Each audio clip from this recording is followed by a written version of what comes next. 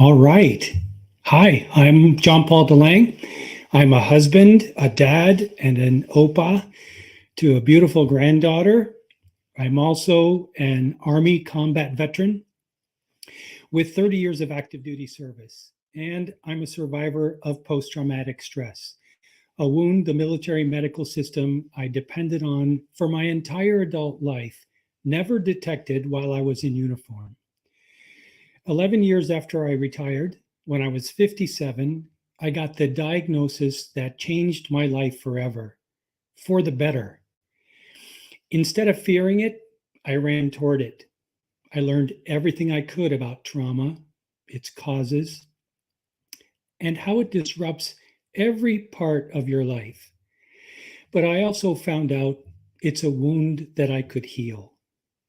I didn't know that. So I dove right in and I did the work of healing the wounds of trauma that I'd carried for decades. I made peace with the past and found freedom, maybe for the very first time. I not only survived it, today I'm thriving, fulfilling the exact same desires I'm going to share with you today. I'm so blessed to have an extraordinary life, and I want that for you too.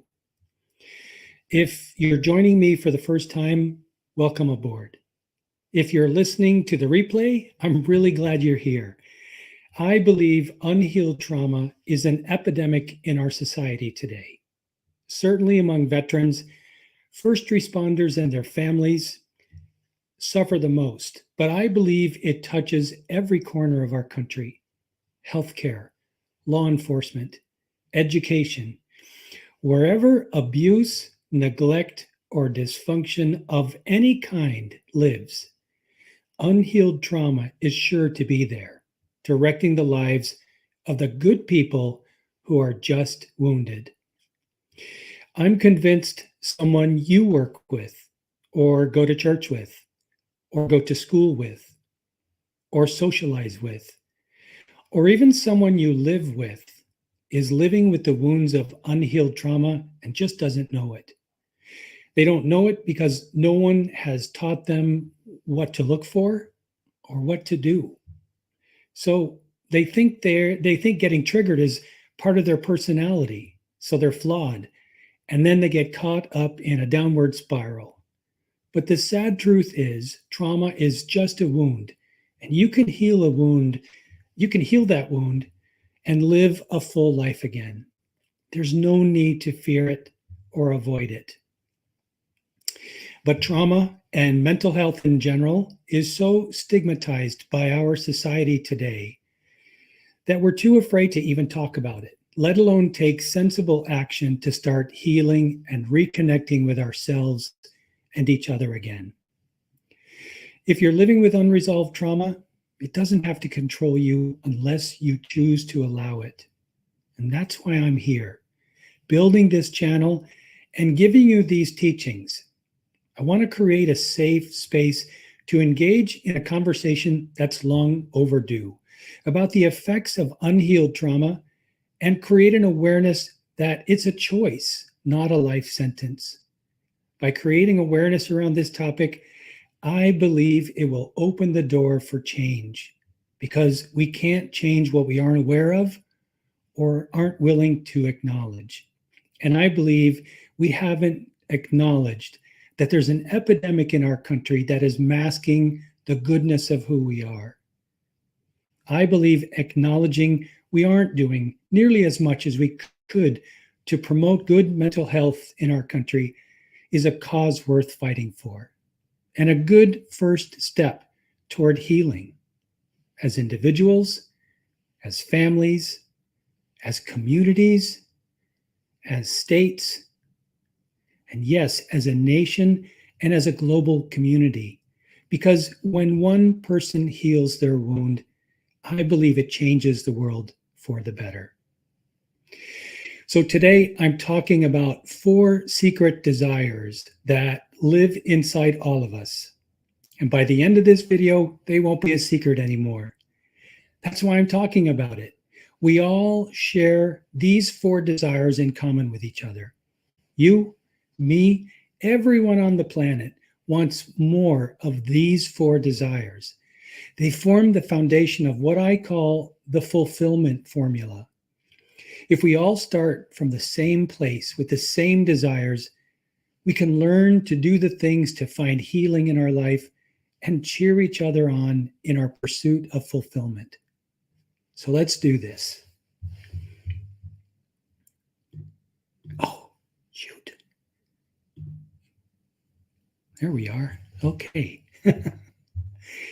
All right. Once you're aware of these four desires, you're going to start noticing how they're all showing up in your life. And I believe once you start paying attention, you're going to understand their importance and want to create changes in your life to have more of them. And I'm going to start by making a distinction here. Your desires are not the same as your needs. So let me show you what I mean. Everybody's heard of Maslow's hierarchy of needs, but do you actually know what all of your needs are? Let's take a look. So this is a framework that makes it easy to remember. It's a triangle, and you read this from the bottom where our most basic needs are all the way up to the top. So starting at the base, you have your basic physiological need for food, water, shelter, clothing, and rest. Next, you have a need for safety. You need a job. You need to be in good health. You need to feel safe in your environment. A lot of people don't feel safe at home or in their job or in their community these days. You need to have something that belongs to you, like a place to call home or a car to get around. All of these give you a sense of personal security and safety, which opens the door for the next need. It's your need for love and belonging. You need to feel a sense of connection to someone. You've needed that since the day you were born, right? You were dependent on someone else for your very safety and survival. And as an adult now, having someone or a group with whom you can be interdependent with creates a sense of connectedness and belonging to something more than yourself. In the military, we call that camaraderie, where we all function as part of a unit to accomplish a mission. Same thing in the corporate world, where we work as part of a team or a group or a tribe. Same thing at home too, right? We all need to feel connected to a family and have a sense of where we came from. This need is huge. Notice it comes right after your basic needs for food, water, shelter, and safety. You need love and belonging. Next, you need esteem. This is all about building your courage and confidence so you can take on harder challenges and achieve more. And when you make mistakes and have a healthy sense of esteem, you'll know too that instead of judging and criticizing yourself, you can see those experiences as learning opportunities to grow and get better. So when you have a fully developed sense of esteem, you learn to replace judgment and criticism with empathy and self-compassion. The more you do these things and give yourself grace along the way, the more you meet your need for esteem. And that opens up the door for the final need, the need for self-actualization. This is all about achieving and realizing your full potential. It's where your creativity lives. For those of you who remember the old Army ads from long, long time ago, remember the slogan they used? Be all you can be. In the Army, of course, but these are your needs. Everyone on the planet wants to be all that they can be. We have the same needs. How are you doing in meeting your needs? I want to share a coaching tip with you. If something's missing for you as you look at Maslow's hierarchy of needs here, if you want to improve your performance, build better relationships, or just be happier and more fulfilled in your life, the question to ask is, do I understand my needs and am I honoring them? A lot of people forget this about Maslow's hierarchy of needs. You can't fully meet your higher needs until the ones below him are satisfied. So, what does that mean? Well, you can't perform at your highest level and be all you can be without achieving the confidence and esteem you'll need to go to the next level in your life. You can't meet your need for esteem if your relationships are in trouble. You can't do any of that if your basic needs for your physical survival aren't being met. And that's why so many people are hurting these days. They can't pay the rent. They have to choose between feeding the kids and keeping the heat on.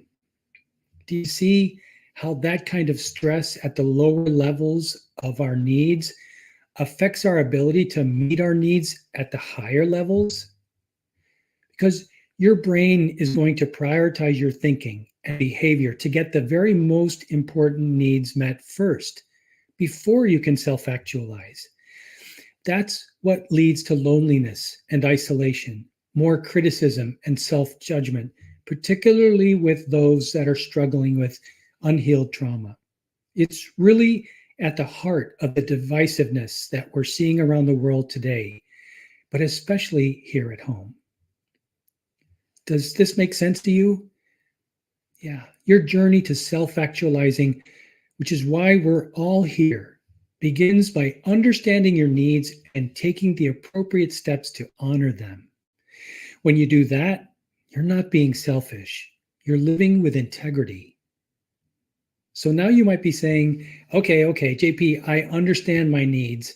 What about these secret desires? What the heck are they? Well, I thought you'd never ask. So let's go on to the next slide and I'll start revealing it to you. Okay, this is a framework just like Maslow's hierarchy of needs. And the first thing we all want is aliveness. Now, there are lots of words to describe this. It means vibrancy, energy, presence, security, or safety. That would fit in this bucket too. Aliveness is that heightened energy, that awareness level energy. It's like that spirit where you want to feel the vibe and the pop. You want to feel the day. Just imagine for a minute waking up every morning and feeling that way. That's aliveness, right? A positive, consistent, emotional range that leans toward aliveness and exuberance. Some people are rich, but they're bored to death. And that's because they have no sense of aliveness. This is where your passion for life lives. It's your vibrancy and your enthusiasm. There's something that keeps you going, something that's engaging or exciting. It's like making a difference. This is where people have a drive for novelty, those new things, new shoes for new ladies, a new suit or a car for the guys. Makes you feel alive, right? But also new adventures, new experiences, more fun, awareness, more presence, and passion. My wife and I love to travel and explore new parts of the world. It invigorates our sense of aliveness. What's your source of aliveness? Do you know what it is? Think back on your life to moments where you really felt alive. What were you doing? What were you focused on? What was your mindset? When we feel fulfilled, we feel more alive. We all want more of that. In the context of someone living with trauma, what would having more aliveness look like? What would it be relief from the symptoms that keep you up at night? Would it help you feel more alive if you didn't get triggered so often? Maybe it's to get a good night's sleep, finally. Maybe it's just to feel relief from anxiety or feeling understood and accepted the way you are. What is it for you? There was a time in my life when I didn't have the aliveness I have now. When I was down on myself because I couldn't build a successful relationship where I felt connected and fulfilled, like We were growing because I felt like the other person had my back and really valued me, respected me, appreciated me, and understood me. I was great at my job. I loved being a soldier and leading people. Helping them become better versions of themselves was a passion I had, but I didn't know how to give that gift to myself. I was depressed. I couldn't sleep for more than a few hours each night. And quite honestly, I was suicidal. The relationship I had with myself was pretty awful. Some days, I just wanted to end the agony I was in. Those days, I had no idea I was living with symptoms of post traumatic stress. I just thought I was a flawed human being and there was nothing I could do about that. And when you're so down on yourself, you can get every other thing right in your life. But if there is no aliveness, it affects your overall quality of life. I'm telling you this because lots of people live this way today and they don't have to. I got a new lease on life and I'm making up for the time I lost by generating as much aliveness as I can now. And so, if you want to have an extraordinary life, not just a better life, an extraordinary one, you need to generate more aliveness. Next up, we all want connection. Now, connection is about our relationships. We all want deep, meaningful, lasting, and important relationships in our life.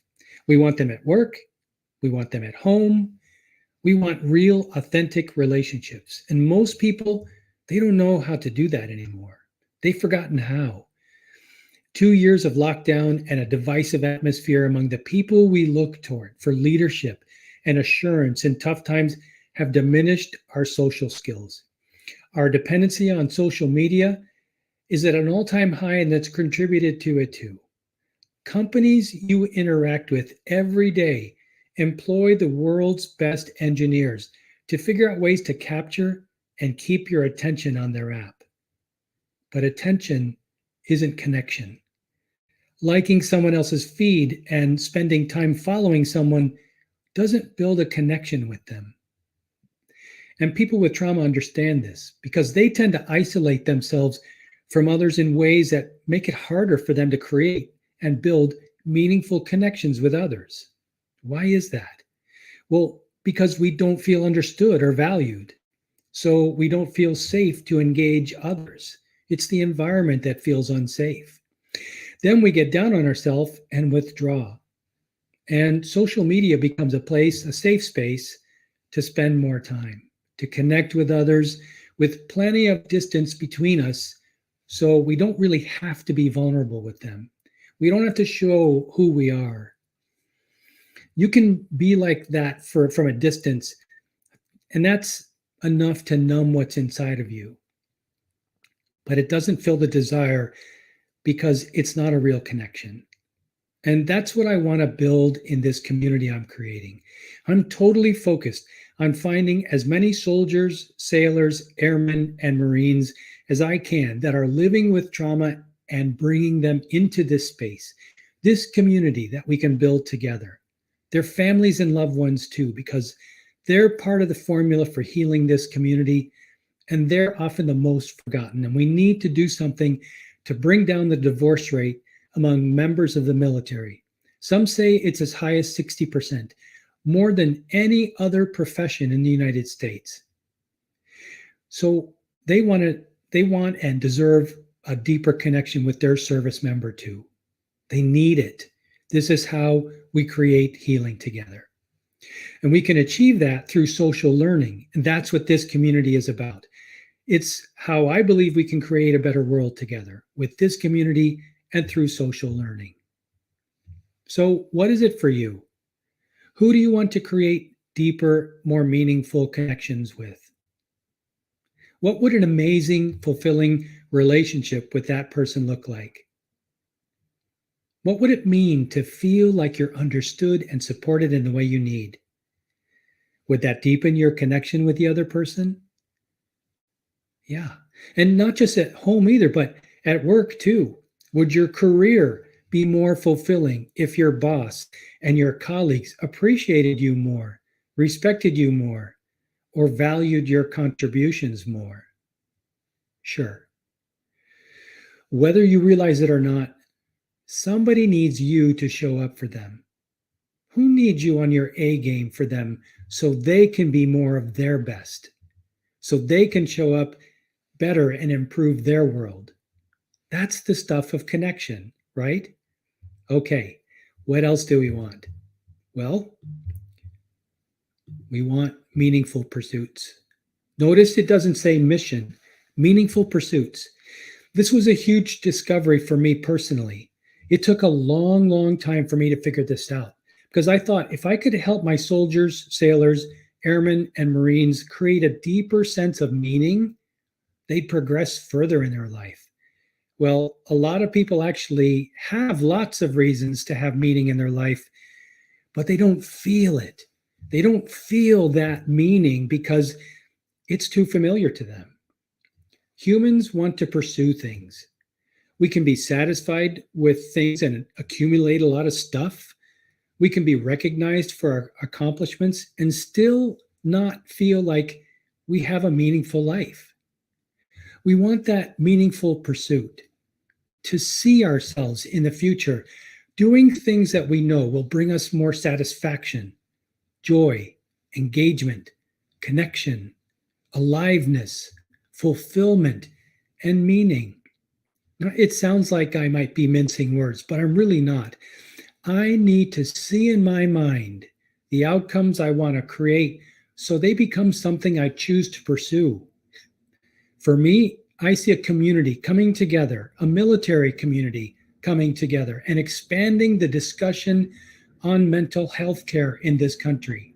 Not just that, I see them supporting each other in both their healing journey and their growth. I see them cheering each other on and celebrating their wins. Imagine recreating that environment in more of our homes, in the workplace, or on a community level. Wow, the possibilities are endless. That's meaningful pursuits. When I was diagnosed 11 years after I retired, I learned all I could about trauma and wondered why I wasn't screened before I left the Army. And then I wondered how many other service members are walking around with this, thinking they're flawed and don't even know it. How many of them feel hopeless because they think it's just who they are? And how many family members are bearing the brunt of their pain? The more I learned about trauma, the more convinced I became that at least some of the 22 suicides committed by veterans every day in this country could be prevented if they had a space to come where they could find safety, acceptance, and community. What if one mass shooter could have access to a community like this before he snapped? How many people could we help stop self-medicating themselves through drug, alcohol, work, or gambling addictions? Because they do these things to ease their pain, not because they're bad people, even if it's temporary. That, for me, is a cause worth fighting for. So I ask you, are you pursuing something that's giving you more meaning in your life?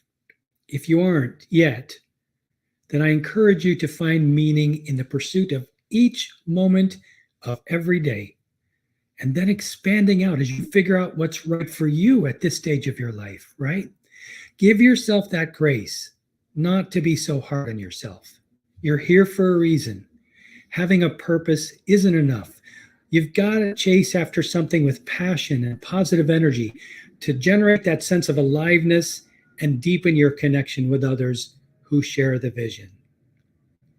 And finally, right in the middle, we have growth. And that's why you're here, to become more, to grow into your happiness as a parent, a spouse, a friend, or an entrepreneur. Becoming more is why we're here together, growing together in this community, because you can learn these tactics and some of the other resources I'm going to roll out for this community, but ultimately it's about growing. I want to become more. I want to grow in my happiness in my life. I want to grow in my relationships. I want to grow as a parent and as a grandparent. I want to grow in this mission in my life. Even if people don't know what they want, when it's not there, they feel it. Most people don't know they want to grow. But when it's absent, they know something's going on. Something's not right, and they know it. They may not call it growth. They may say, I'm not making forward progress in my life, or I'm not reaching my true potential. It's all the same thing. It's the language of becoming more. We often envy people who are rich and have a lot of things. We think they have it so much better than we do because they've got the big house. They've got the boss car. They take trips to exotic places in private jets. They make lots of money and they have tons of money in the bank. But a lot of those people that have so much material wealth are miserable and unfulfilled on the inside.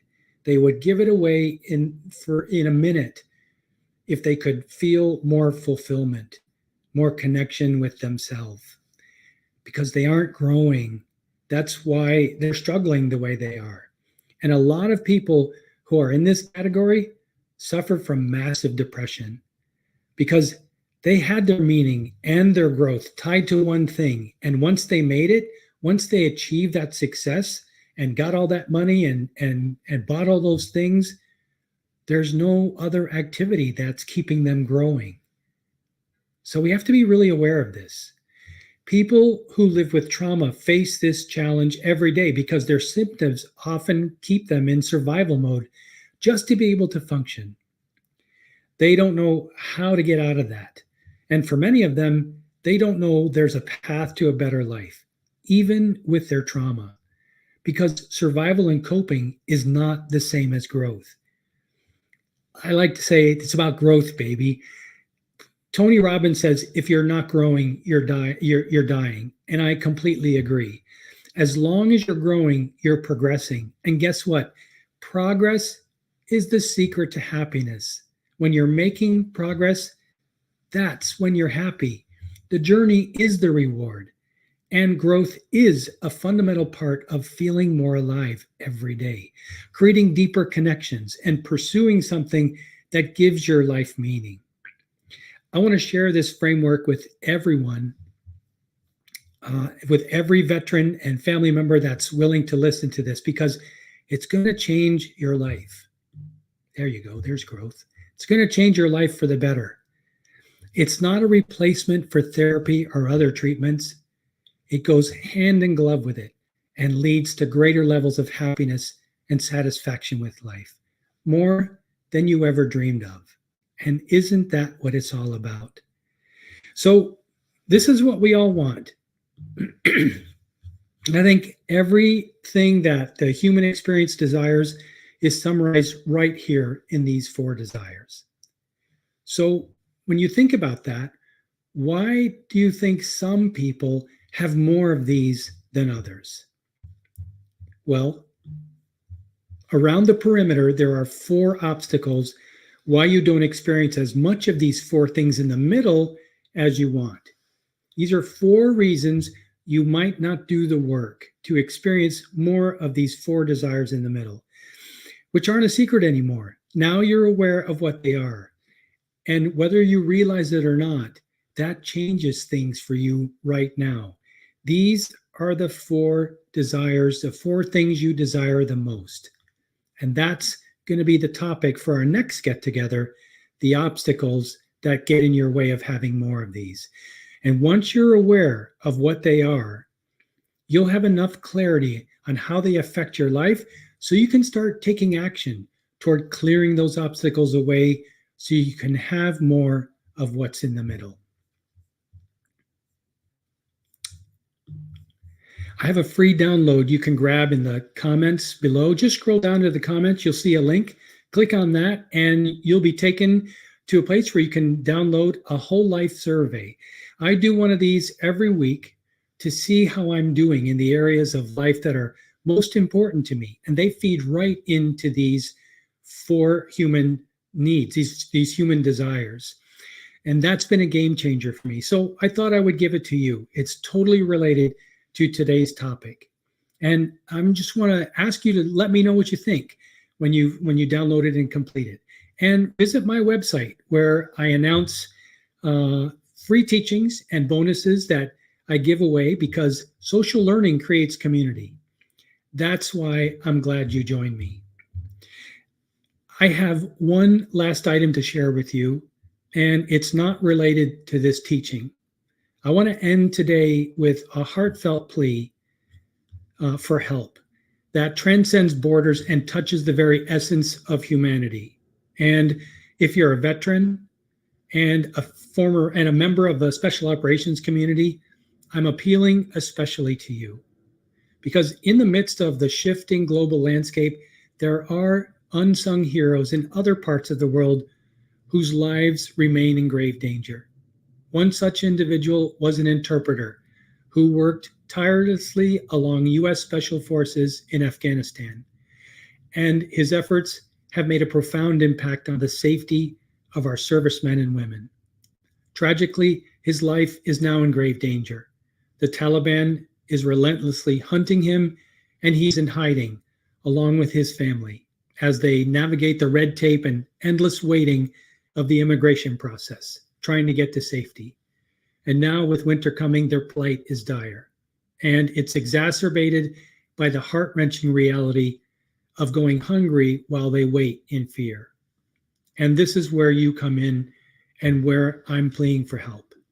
Your support can make an immediate and life-changing difference to this family, to this hero.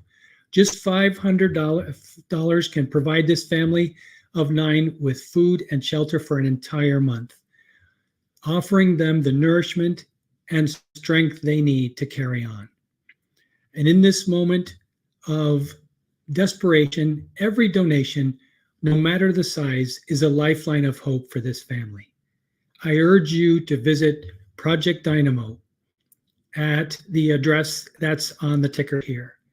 And I'm going to show you a slide here too. It's easier to get to Dynamo. If you just scan this QR code, it'll take you directly to the site where you can donate. Just complete the form to donate what you can.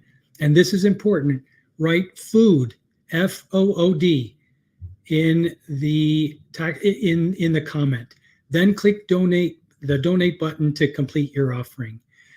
Your donation is tax deductible, and I promise you 100% of it will go directly into the hands of this hero in Afghanistan that has saved so many American lives and the lives of his courageous family who've sacrificed so much for the cause of freedom. Now, while the world's attention has shifted, remembering those who risked everything for our nation and standing by them should never wane. Together, we can ensure that this hero and his family receive the support they so urgently need. We can't afford to let their sacrifice go unnoticed and unaided. So please, join me in making a difference in the lives of a family who risked so much for us. I'm Army Chief Warrant Officer John Paul DeLange, thanking you for your support. And until next week, I'm cheering you on and celebrating your greatness. The best is yet to come. Believe it.